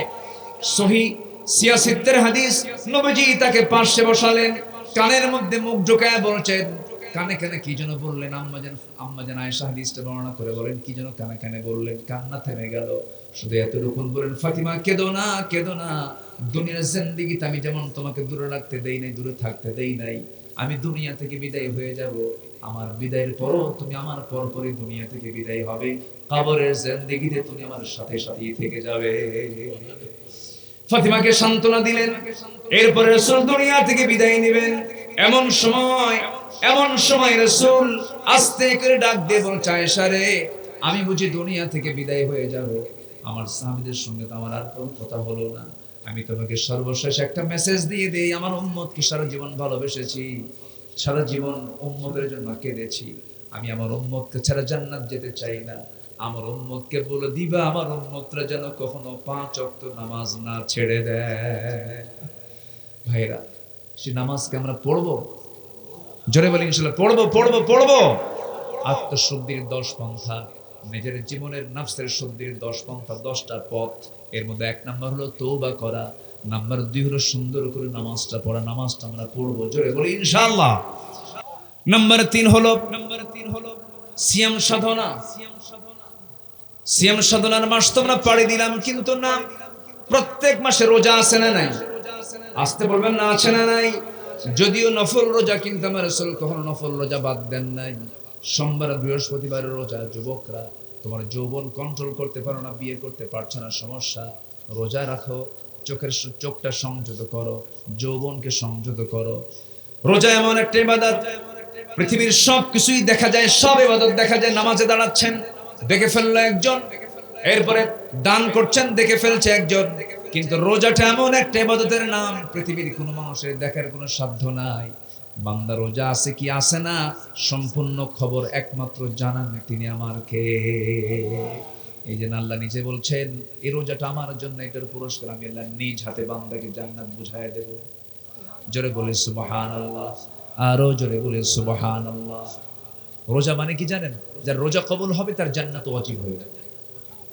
আমি সাউথ কোরিয়াতে বছর 10 আগে গিয়েছিলাম।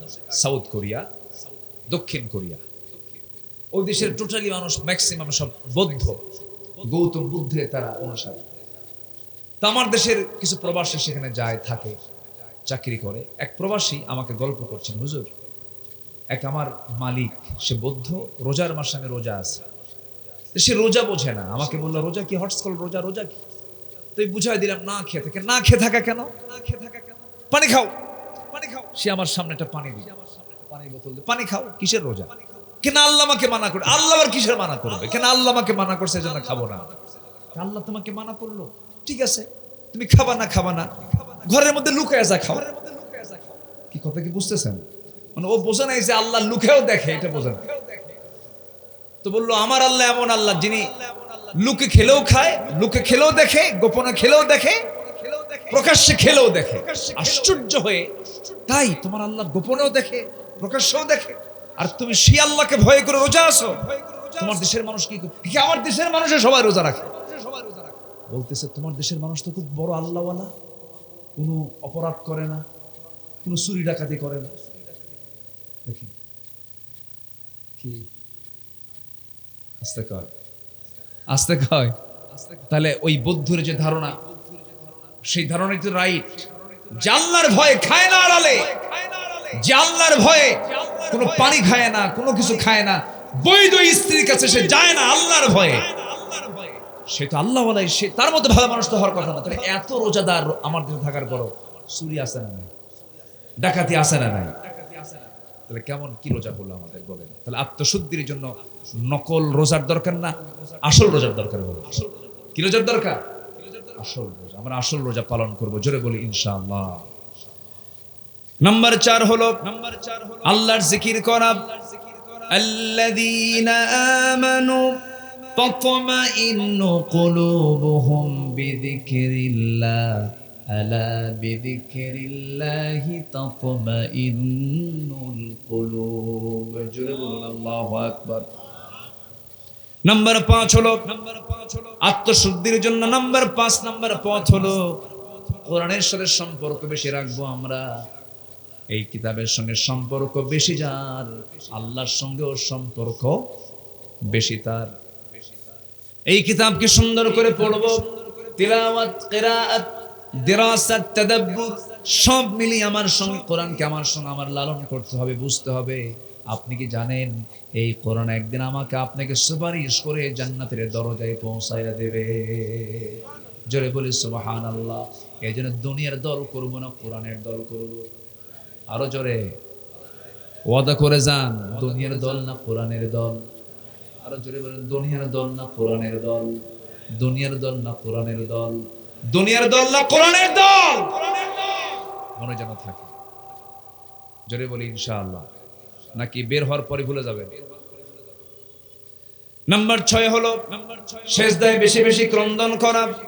ইয়াখিরুনা লিল আযকানি ইয়াবকুন ওয়া ইয়াজিদুহুম খুশুআ। জোরে বলুন আল্লাহু আকবার। নাম্বার 7 হলো হালাল রিজিক উপার্জন করা। কুলু মিনাত তাইয়্যিবাত ওয়া আমালু সালিহান ইন্নী বিমা তা'মালুনা আলীম। জোরে বলুন আল্লাহু আকবার। নাম্বার 8 হলো মিথ্যাচার ছেড়ে দেওয়া, গীবতকে বর্জন করে ফেলা। মিথ্যাচার করা যাবে না, গীবত করা যাবে না। ইমানদারের মুখ থেকে মিথ্যা কথা বের হবে না। ইমানদার যে তার মুখ থেকে মিথ্যা বচন কখনো আসবে না, মিথ্যা বচন সে করবে না, মিথ্যা কথা সে বলবে না, মিথ্যা সাক্ষী সে দেবে না। আমার দেশে এমন সাক্ষীও দেখেছি বিগত 16 বছর সাক্ষীর জন্ম হলো 76 আর ঘটনা হলো 71। কি বলেন কি ঘটনা? কি 71? সাক্ষীর জন্ম কোন সাল? 76। তাহলে 5 বছর আগের ঘটনা সে জানলো কেমনে? রুহের জগৎ থেকে সে চোখ দিয়ে দেখছে।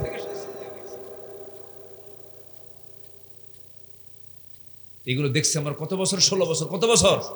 16 বছর। ফেরাউন পৃথিবীতে বেঁচে ছিল হলো 1600 বছর, এরা ছিল 16 বছর। সংখ্যার যে মিল হলো কেমনে বুঝলাম?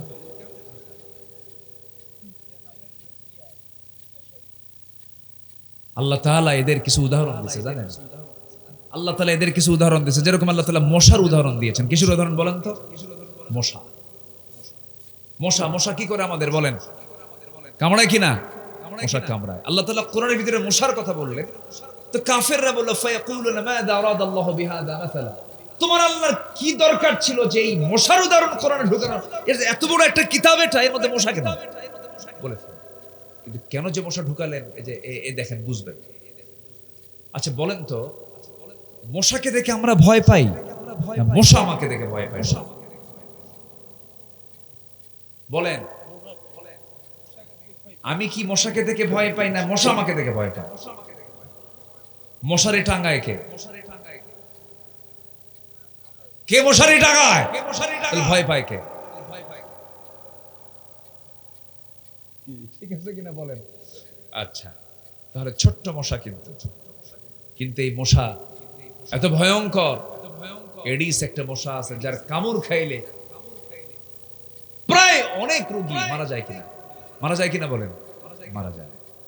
তো এই মশাকে ছোট চোখে দেখার কোনো সুযোগ নাই। আল্লাহ পাক মশার উদাহরণ দিয়েছেন সূরা বাকারার মেবি 22-26 নম্বর আয়াত। এই মশার উদাহরণ, ইন্নাল্লাহা লা ইস্তাহি আন ইয়াদরিবা মাসালাম মা বাউদাতান। বাউদাতান বলেছেন, এটা গোলতা শেষে আছে, এটা মুয়ান্নাস। মশা কামড় মারে পুরুষ মশা না স্ত্রী মশা? বলেন, কি মশা কামড়ায়? পুরুষ মশা কামড়ায় না মহিলা মশা কামড়ায়? আরে মহিলা মশা কামড়ায়, এটা জানতে হবে তো। আমরা কামড়াই না না। আবার মাদেরকে দোষ দেওয়া যাবে না। এখানে কিন্তু মহিলারা না, এখানে মহিলা মশা। মহিলা কি? আচ্ছা, মহিলা মশা কামড়ায়। এই মহিলা মশাটা কামড়ায়। আল্লাহ পাক 1500 বছর আগে কিন্তু মহিলা মশার কথাই বলেছেন। এই মশাটা যখন আপনার হাতে যখন পড়ে, আপনার চামড়ায় যখন পড়ে, ভাইটার এই যে চামড়ায় যখন পড়লো কোনো মশা যখন পড়লো, মশা পড়ার সঙ্গে সঙ্গে মশা আগে চিন্তা করে ওর চোখ থেকে আমি কেমন করে আড়াল হব, সে যেন না টের পায়। সে মশাটা যখন কোনো চামড়ায়, এরপর আস্তে করে সে উঠে যায়, আপনি টের পেলেন না। কিন্তু কিছু কিছু মশা আছে বেহুশ মশা। কি মশা আছে? বেহুশ মশা। খাওয়া যে শুরু করছে আর থামে না। এত খাওয়া খায়, ওর পাখা দিয়ে যে ছুড়বে সে ওর শক্তিও শেষ হয়ে যায়। কারণ তার দেহের চাইতে তখন তার খাওয়ার ওজনটাই বেশি হয়ে যায়, খাদ্যের ওজনটা বেশি হয়ে যায়, আর নড়তে পারে না, শীত হয়ে পড়ে আর মরে। বিগত 16 বছর যারা ক্ষমতায় ছিল তারা খাইছে হুশ না বেহুশ হইয়া? হুশ না বেহুশ হয়া, মশার উদাহরণ যে আল্লাহ দিয়েছেন কি ব্যাঠিক না ঠিক? দেখেন আল্লাহ কত আগে ওদের মশার উদাহরণ দিয়ে দিচ্ছে। এত খাওয়া খাইছে, দেশ থেকে পাচার করেছে, দেশের অর্থ যারা বাহিরে পাচার করে ওদের নেতৃত্ব চিরদিনের জন্য আমার দেশে আমরা হারাম ঘোষণা করে দিলাম, ঠিক কিনা? ওরা দেশের শত্রু, সব সম্পদকে তারা পাচার করে দিয়েছে। চুরি করছে, চুরি কর, দেশি থো, দেশি খা, দেশের মানুষ থাকুক, তাও তো হতো। কি কর্মসংস্থান হতো? কষ্ট পাচ্ছেন নাকি আপনারা? রাতের বেলা আপনি শুয়ে আছেন, আলো দেখতেছেন, ঘরে আলো, লাইট দেওয়া, একটা মশাও নাই, কোথাও একটা মশাও নাই। লাইট বন্ধ করাও সারা 10 মিনিট বিছানায় শুয়ে পড়েছেন, 4-5টা মশা এসে আপনার নাকের ডগায়, কানের কাছে এসে সারে গামা পাধানিসা। কি ঠিক কিনা কর? আপনার চোখে ধরা পড়লো না মশা, ও আপনার দেখলো কেমনে? বিজ্ঞান বলতেছে প্রত্যেকটা মশা 75 ফিট দূর থেকে টের পায় এখানে কোন শরীর মধ্যে শুয়ে আছে, 75 ফুট দূর থেকে। আর এই যে ভন ভন ভন ভন যে আওয়াজ হয়, মনে ট্রেন যাচ্ছে, ট্রেন কি যাচ্ছে, তো এই আওয়াজ যে হয়, এই আওয়াজ কিন্তু ওর ভোকাল কর্ডের আওয়াজ না, কণ্ঠের আওয়াজ না, এটা হচ্ছে পাখার আওয়াজ। কিসের আওয়াজ? পাখা। বিজ্ঞান বলতেছে, প্রাণীবিদরা বলতেছেন, একটা মশা প্রতি সেকেন্ডে তার পাখা ঝাপটান মানে হলো 400 থেকে 500 বার 1 সেকেন্ডে। আজ পর্যন্ত কোন দ্রুতগামী কোন মেশিন পৃথিবীতে এই মশার মতো দ্রুত গতিতে পাখা না ঝাপটাতে পারে এমন কোন মেশিন পৃথিবীতে আবিষ্কার হয়নি। সুবহানাল্লাহ বলবেন না? তাহলে আল্লাহ যে আইয়াদরিবা মাসালাম মা বাউদাতান ফামা ফাওকাহা, এটা কি ভুল করেছেন? আল্লাহু আকবার বলেন।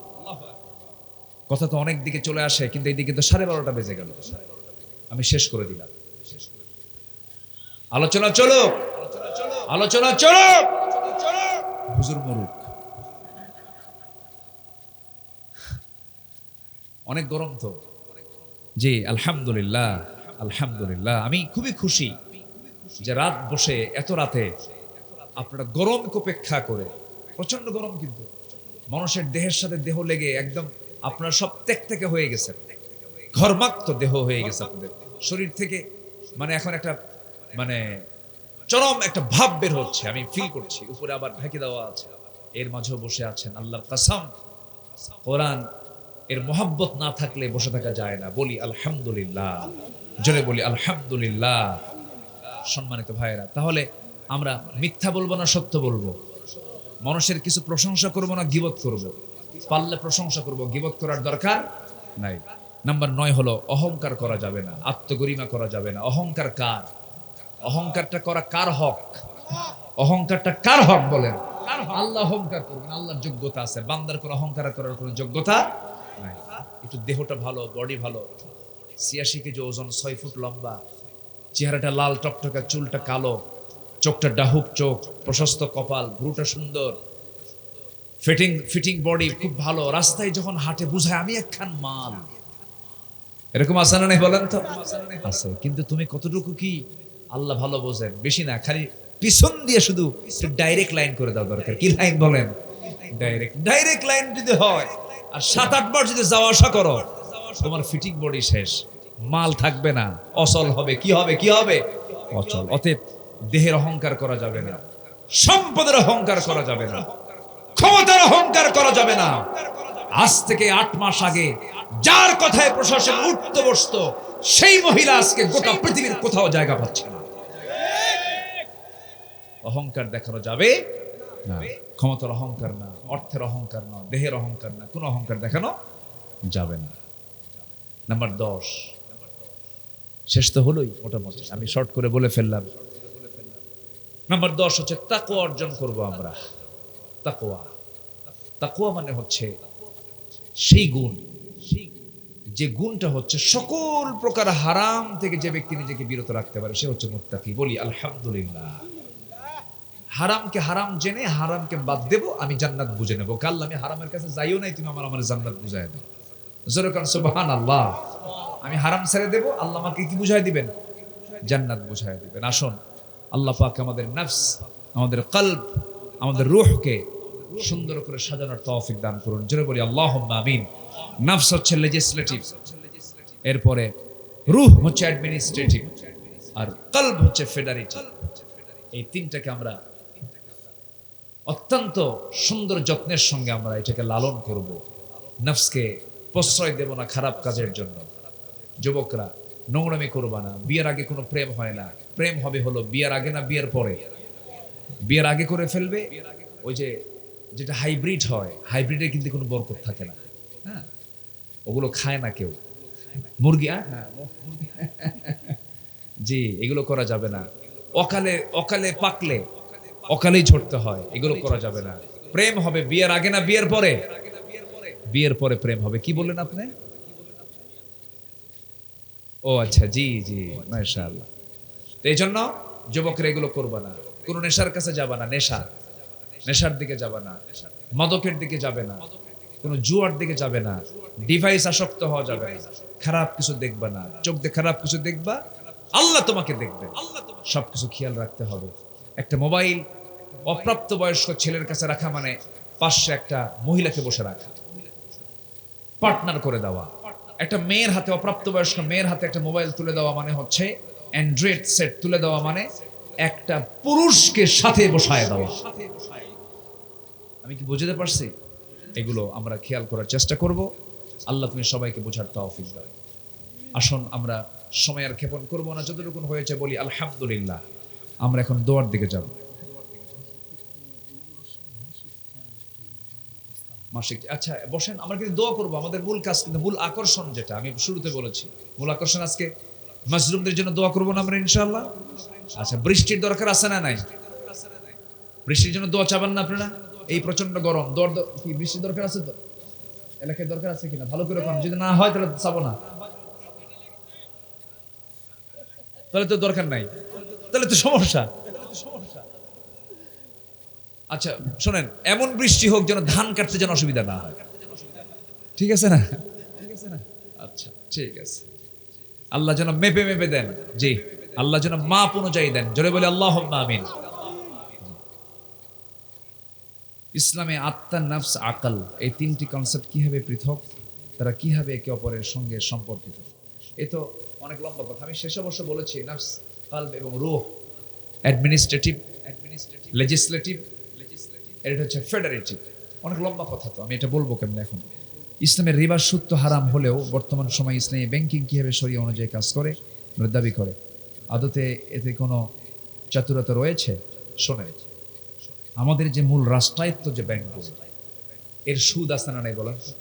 আচ্ছা, তো এর মধ্যে থেকে একটু বাঁচার জন্য চেষ্টা করছে। আপনি বাঁচার চেষ্টা করবেন না? আপনি বাঁচার জন্য এই শরিয়া বোর্ড রেখে কিছু ব্যাংক তারা চেষ্টা করছে মন্দ থেকে, মানে অন্তত কিছু থেকে আমরা বাঁচার চেষ্টা করি।